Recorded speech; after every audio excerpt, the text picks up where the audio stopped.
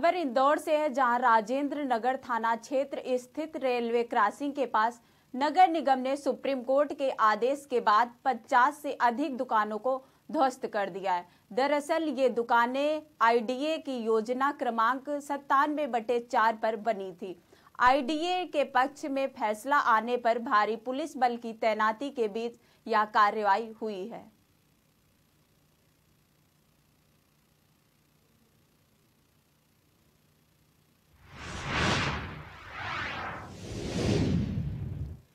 खबर अयोध्या से है, जहां पर कौशाम्बी के रहने वाले अनुज प्रताप सिंह धर्म परिवर्तन करके महदी अली बनकर जीवन यापन कर रहे थे। उन्होंने अब अपनी पुरानी जड़ों में वापस लौटने का निर्णय किया है।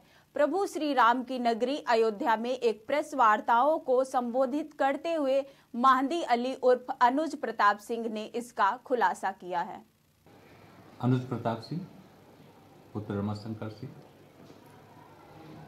निवासी प्रयागराज, जनपद प्रयागराज। वर्तमान नाम महदी अली राजपूत, पुत्र रमाशंकर सिंह। वर्तमान निवास ग्राम व पोस्टपुर खास, जनपद कौशाम्बी। मेरे साथ घटना ये घटी कि 2010 में मैं कुछ जिहादी मानसिकता के लोगों के संपर्क में आया। मेरा ब्रेन वॉश करके मुझे इस्लाम से प्रभावित किया गया। अनेक प्रकार का प्रलोभन दे करके, छल छद्म करके, कूटनीति के द्वारा मेरा ब्रेन वॉश किया गया और अंतोगत्ता 2016 में मेरा ऑन पेपर कन्वर्जन कराया गया। अब मैं 2017 में मुझे इस बात का अनुभव हुआ, एहसास हुआ कि मुझसे बहुत बड़ा गलत काम हुआ। सनातन से बढ़ कर के विश्व में कोई दूसरा धर्म नहीं है। इस पश्चाताप में मैं बहुत ही मेरी अंतरात्मा ग्रसित रही और अनेक प्रकार से मेरे अंदर संतोष की भावना रही, जिसका मैं आगे चल करके मैं इस्लाम से धीरे धीरे विरत होना शुरू किया। इस बात की जैसे ही भनक जिहादी मानसिकता के लोगों को लगी, वो मेरे शत्रु बन गए।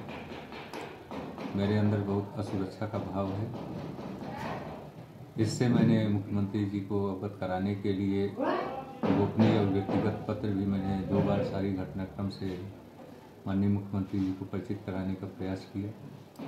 मुझे पूरा विश्वास है कि मुख्यमंत्री जी ने संज्ञान भी लिया होगा, क्योंकि मैं तो यही कह सकता हूँ, मुझे यही आशंका है कि जिला शासन प्रशासन मुख्यमंत्री जी को सही रिपोर्ट उन्होंने नहीं दिया होगा, उस बात को छिपाया होगा या उनकी मिलीभगत हो सकती है।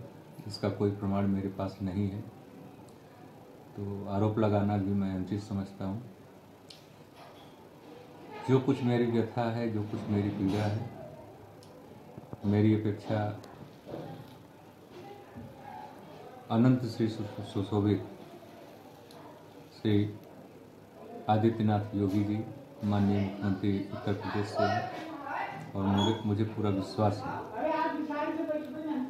कि मेरा मार्गदर्शन करेंगे, मुझे इस संकट से निकालेंगे और जिहादी मानसिकता के लोगों से मुझे सुरक्षा देंगे और फिर से मुझे सम्मान का जीवन देंगे। इसके लिए मैं प्रार्थना करता हूँ।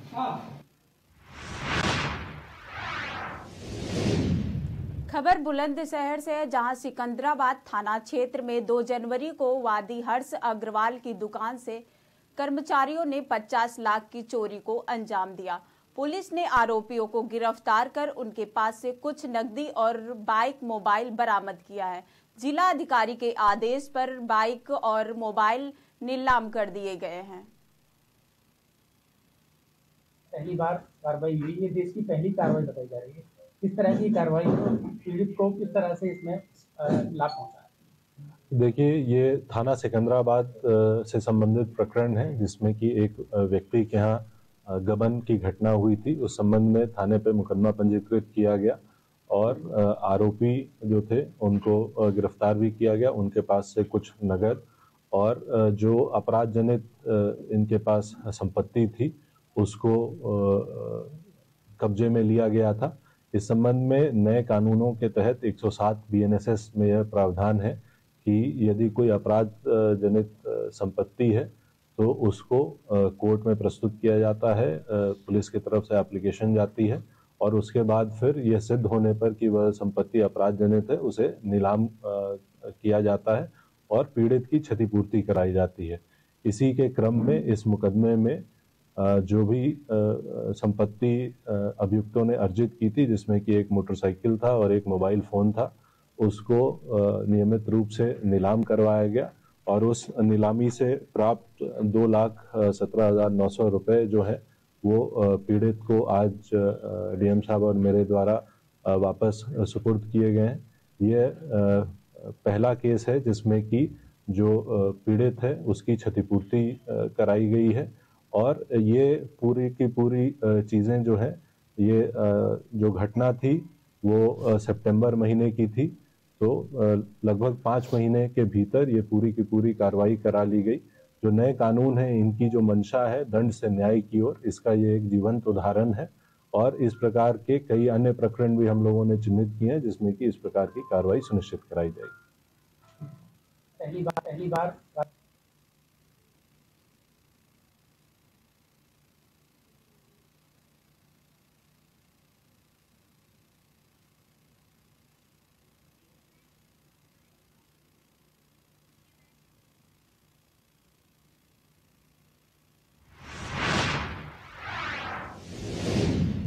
खबर कौसाम्बी से है, जहां कोहरे और शीतलहर के चलते जनजीवन अस्त व्यस्त हो गया है। कांपते हुए सर्दी मवेशियों और पशु पक्षियों को काफी दिक्कतों का सामना करना पड़ रहा है। लोगों को घर से बाहर निकलने में भी परेशानी हो रही है।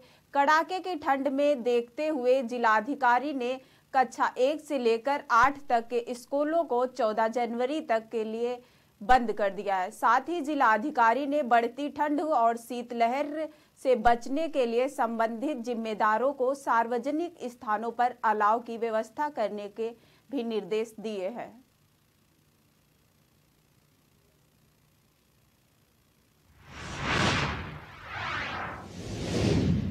खबर सोनभद्र के चौपन में नए वर्ष का जश्न मना रहे लड़कों ने नदी किनारे डेड बॉडी पानी में उतराते हुए देखा, जिसके बाद पुलिस को सूचना दी। मौके पर पहुंची पुलिस ने 100 को पानी से निकाला। जब मृतक व्यक्ति की पहचान हुई तो पूछताछ में परिवार वालों ने बताया कि वह शाम को राखी पुल से होकर घर आ रहा था। रात्रि में तेज बहाव होने के कारण नदी में डूब गए, जिससे उनकी मृत्यु हो गई। फिलहाल पुलिस ने 100 को कब्जे में लेकर पोस्टमार्टम के लिए भेज दिया है।